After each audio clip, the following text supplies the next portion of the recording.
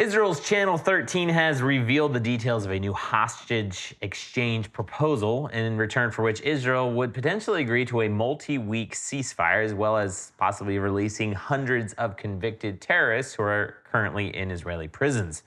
At the same time, Prime Minister Netanyahu just announced that the Israeli cabinet will meet this week to approve the IDF's invasion of Rafah, Hamas's Gaza stronghold, where 4 Hamas battalions are currently located. All those details coming to you on today's show.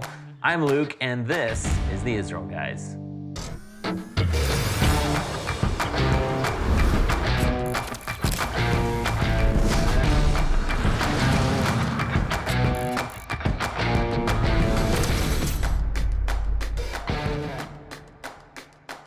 Hello and welcome to the Israel Guys on the road this week, where we believe that in a world of Jew hatred and anti-Israel propaganda, you should have a direct connection to the land and people of Israel. Coming to you live from Nashville, Tennessee, where we spent the last week on the road, but pumping out the content to you guys. We can't miss out on what's happening in Israel. Make sure you hit subscribe and that notification bell, as well as leave me a comment on YouTube or Rumble. If you're a first-time subscriber, first-time viewer, we'd love to have you. If you're listening on podcast platforms, we'd love it if you would follow us and give us a 5-star rating on podcast platforms. This is your last chance, one of your last chances to enter this month's giveaway. We're giving away a massive package from our online store.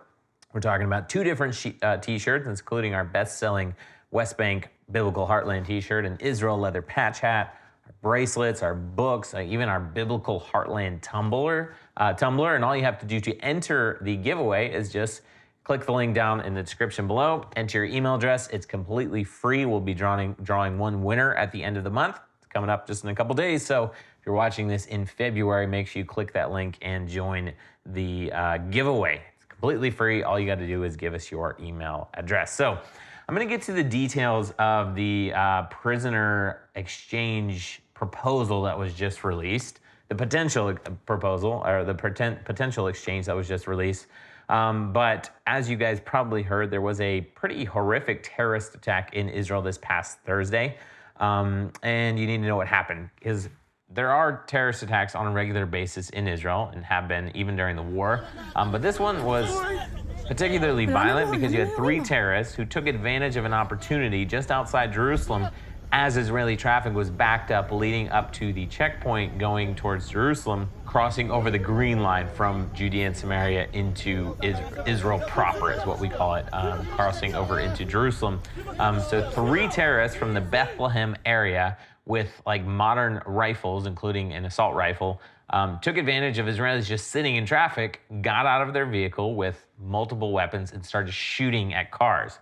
Now, one Israeli Jew was killed. His name was Matan El Malia from age 26. He was from Male Adumim. At least 8 others were wounded. I couldn't find exact numbers, possibly up to like 11. And several Israelis are in very serious condition. 2 women were shot right in the chest. One of them was a 30-year-old. Her name's Adi Zohar. You can be praying for both of these women. She was pregnant and required surgery after being shot in the chest. Thankfully, her unborn baby appears to be okay. She appears to be doing okay, but still in very serious condition. Other people, 8 people were injured. Other people were shot in the chest, shot in the leg, shot in the arms. So very serious situation. Thankfully, all 3 terrorists were shot and killed, completely eliminated. One of them was shot by an IDF soldier who's now being hailed as a hero. He's been fighting in Gaza for the last 2 months.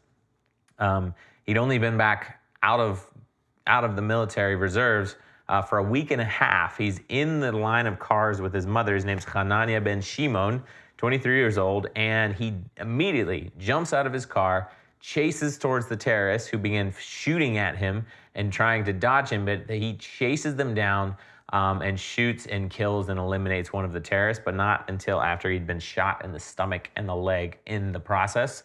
Thankfully, his wounds don't appear to be critical, and he is doing okay. Hanania ben Shimon, one of the heroes of Israel, 23-year-old, who is not only fighting for his country in Gaza, gets out of the military to be able to visit his family for a week and a half, and immediately jumps into the action, saving the lives of many, many people, getting injured himself in the process, but eliminating one of the terrorists. The other terrorists were shot and killed by security forces. Guys, it's still a new year. Even though it's almost end of February, we can still count this as part of the new year. That means you should not give up on those New Year's resolutions. You might be exercising more, reading more, you might be watching less TV. And what better resolution than to read a one-of-a-kind Bible that is themed around the land of Israel.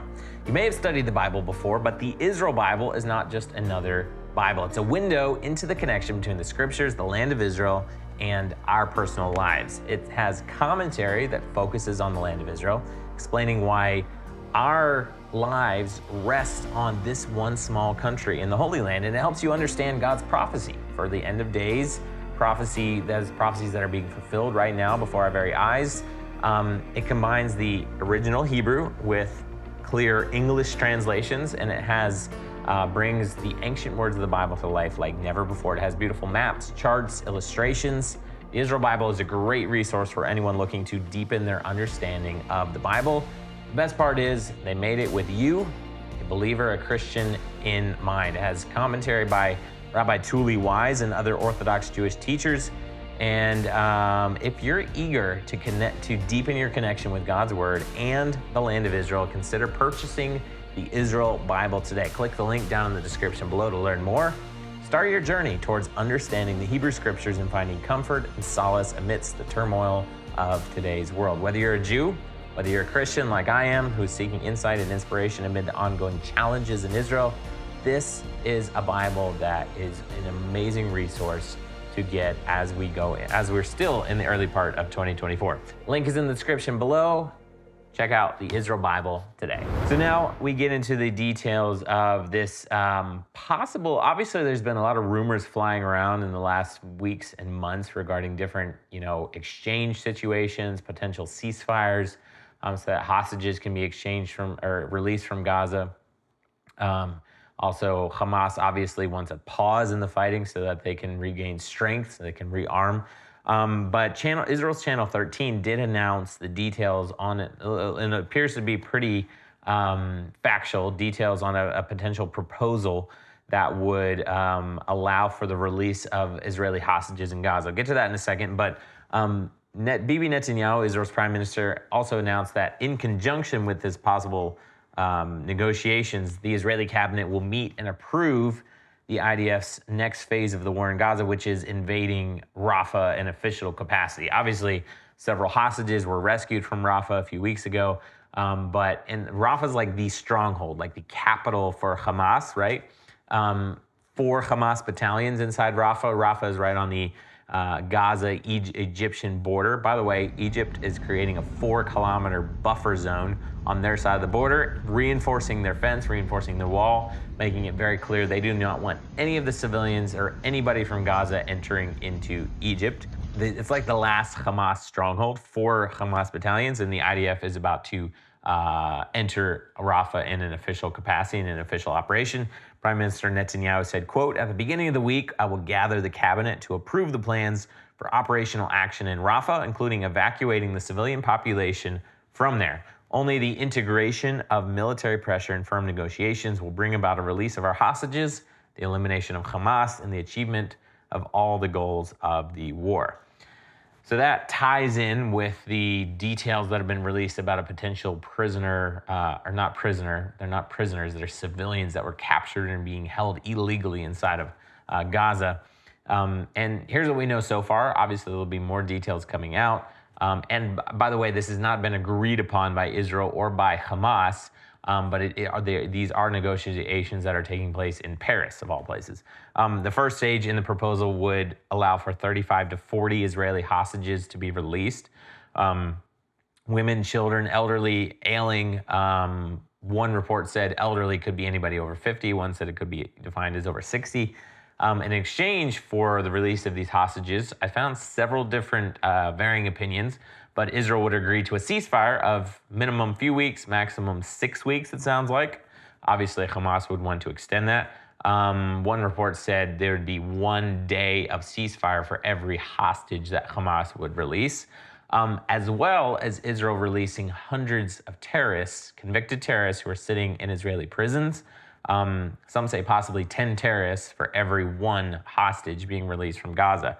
However, Israel would definitely not commit to ending the war, but simply a ceasefire. Israel, the one point they seem very committed to is that they will not stop the war until Hamas is eradicated and completely dealt with.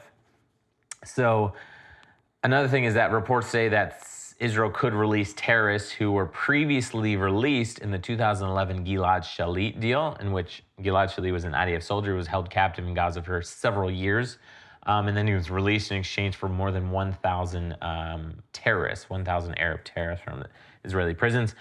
Israel released some of those guys, then they were rearrested for committing more terror activities. So some say that they could actually be releasing some of these guys again. Also, during the negotiation process, which obviously Israel would, they would keep negotiating and keep trying to get the rest of the hostages freed. There's currently, I believe, about 130 hostages still held captive inside of Gaza. Israel would also be flexible regarding humanitarian activities inside Gaza, such as rebuilding the Gaza Strip, allowing Gazans to return to the northern part of Gaza. Bibi Netanyahu, Prime Minister Netanyahu said, quote, "We are working to achieve another deal to free our hostages as well as eliminating Hamas battalions in Rafah. Therefore, I sent a delegation to Paris and we will speak this evening about the next steps in the negotiations." That's all we know at this point. Obviously, by the time you watch this, there could be even more details coming out. We will stay on top of the situation. We will be letting you guys know what is happening there. On a personal note, and in conclusion, I just spent several days this week in Nashville, Tennessee as part of the war room that we were operating at the NRB convention with several family members of those who are currently inside, being held captive inside Gaza. It was absolutely heartbreaking to hear their stories. There was one lady who her brother is being held captive inside Gaza. Another man, his sister's husband is captive inside Gaza.